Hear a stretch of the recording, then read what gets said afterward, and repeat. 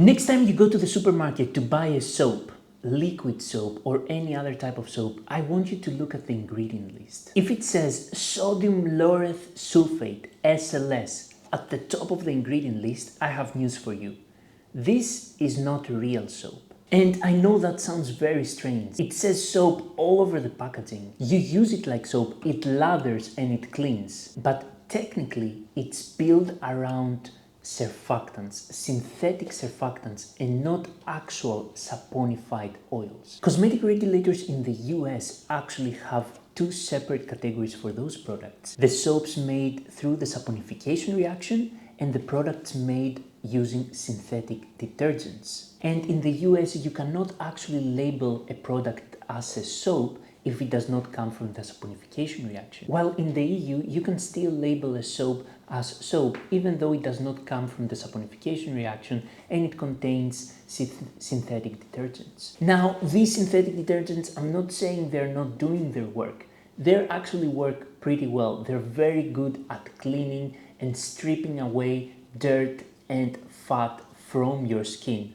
But sometimes they are too good, especially with sodium lauryl sulfate, which is known to actually be too stripping and cause dryness and irritation. So today, we are gonna talk all about the saponification reaction and understand exactly what soap actually is. And trust me, you do not need a chemistry degree to understand this.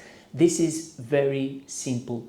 Before we go into the science, quick thing if you're new here. My name is Perry. I have a background in chemical engineering and a master's in biotechnology. I've been working in the biotech industry for the past 5 years, focusing on fermentation of skincare molecules. And I am obsessed with understanding formulation and the why behind things. I put down together a free PDF that actually shows you that you don't need 100 different ingredients to make soap or other skincare. You actually need very few, understand their properties, tweak the ratios, and you can create many different products. So I put down together a free PDF that shows you how you can make 6 skincare products with only 7 ingredients. 7 ingredients, that's all you need. If you want this, comment, I want the PDF, and I will send to you as soon as I see your comment. So let's go to Soap Hub and look at the saponification reaction. And then we're gonna talk a bit about how they used to make soap back in the days, thousands of years ago. Here's how it works. It all starts with your oils. Olive oil, coconut oil, shea butter, cocoa butter, castor oil, beef tallow, whatever you're using. All of these oils, they have one thing in common. They contain different triglycerides. Now, what is a triglyceride? Triglyceride is basically this thing right here. It's a glycerin or glycerol, it's the same thing, a glycerin molecule bound together with 3 fatty acids. So those are the fatty acids. The fatty acids can be oleic acid if it's olive oil, it can be lauric acid if it's coconut oil, it can be stearic acid if it's shea butter, it can be palmitic acid if it's beef tallow or palm oil, it can be ricinoleic acid if it's castor oil, and so on. But they all look like this. So 3 fatty acids connected with 1 glycerin molecule. And here's the thing. Then we have what's called lye. Lye, otherwise known as sodium hydroxide. Sodium hydroxide is basically sodium and hydroxide. So when sodium hydroxide reacts, basically is solubilized in water, it separates into sodium cations and hydroxyl anion. Now, what happens here? When we say sodium hydroxide or lye is very caustic, it's very reactive, what we mean is that this group right here, the hydroxyl group, is the main cause of high pH, is the main cause why we have this very caustic lye solution that is very reactive and it can also burn the skin. The reason for that is that this hydroxyl group, it basically attacks this bond right here between the glycerin and the fatty acids.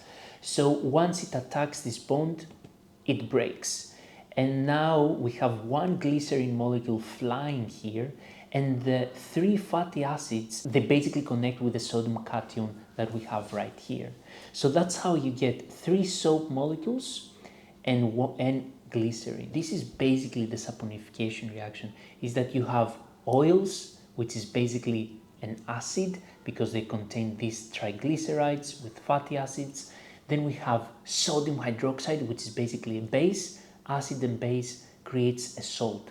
Basically, you have this part right here, which is a soap. And this is exactly why soap is water soluble. A lot of people ask me, if I make soap with coconut oil, this will clog the drains, it will clog the pipes. Why would I do that? Because you don't have coconut oil in the end product.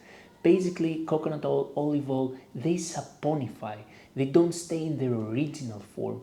They basically react with sodium hydroxide to create a completely new product, and that new product is very water soluble. And this is the chemistry behind saponification. And back in the days, they used to make soap with wood ash. Like literally, they used to burn wood, collect the wood ash, and then they would pass a rainwater through the wood ash, and they would basically take a very concentrated lye water. It wasn't pure like the one we use today. It had other impurities, of course, but that's how they did back then.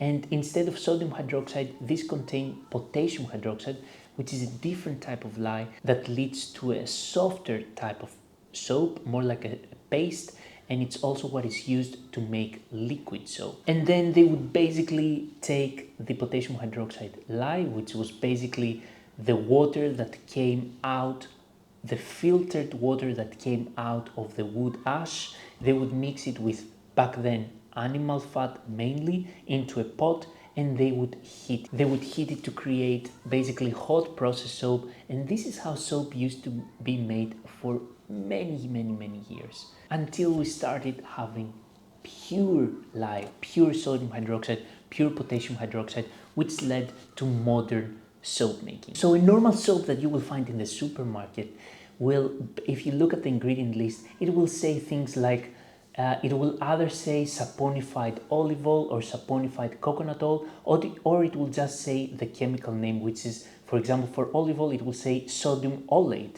which is basically oleic acid plus sodium hydroxide equals sodium ollate. For coconut oil, it will say sodium laurate.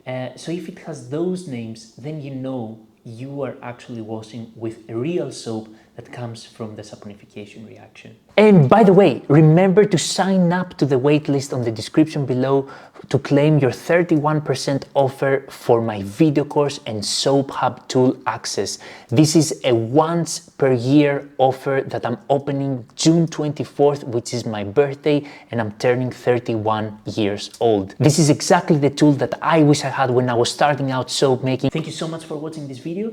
I'll see you guys next time.